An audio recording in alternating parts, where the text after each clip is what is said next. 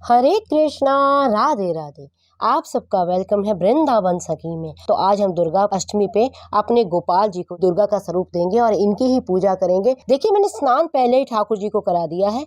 लाल चोली धारण कराएंगे क्योंकि माँ दुर्गा का स्वरूप बनाना है। तो आप जानते हैं माँ दुर्गा को लाल रंग का चोला बहुत अति प्रिय है। माला धारण कराएंगे, एड़ी की माला है। अब हम ठाकुर जी को दुर्गा माता के ही केश धारण कराएंगे इस प्रकार। ये जो ये मुकुट भी है ये धारण करा रही हूँ।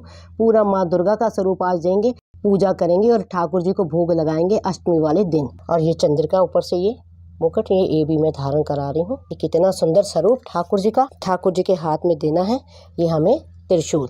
तो हम यहाँ पे पहले ये लगा के त्रिशूल भी जो है ठाकुर जी के हाथ में इस प्रकार से दे देंगे। पूरा स्वरूप माँ दुर्गा का। कितने सुंदर हमारे गोपाल जी लग रहे हैं, कितने सुंदर गोपाल जी दिख रहे हैं। तो ये देखिए, हमने छोटी सी नत्थ बीन को पहना दी है गोपाल जी को। तो अब हमने गोपाल जी का श्रृंगार माँ दुर्गा वाला कर दिया है। अब हम ठाकुर जी को पुष्प अर्पण करेंगे। तो देखिए, ये पुष्प मैं ठाकुर जी को अर्पण कर रही हूँ।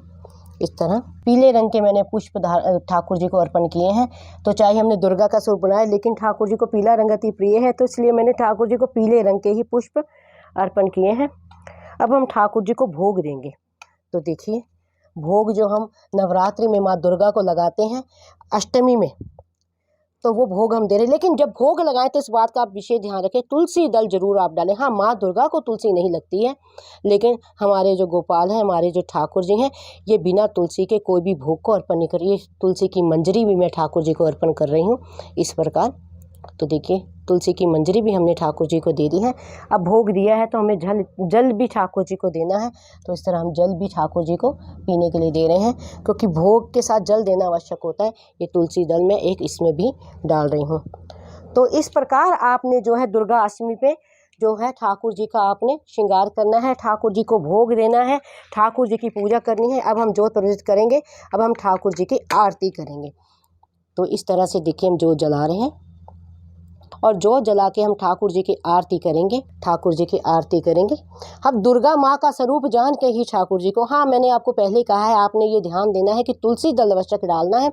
तो दुर्गा जान के हम ठाकुर जी की इस प्रकार आरती करेंगे और ठाकुर जी के रूप में माँ दुर्गा को हम निहारेंगे, क्योंकि ईश्वर में किसी प्रकार का कोई भेद नहीं होता। तो इस तरह हमें ठाकुर जी के साथ दुर्गा माता की भी पूजा हो जाएगी।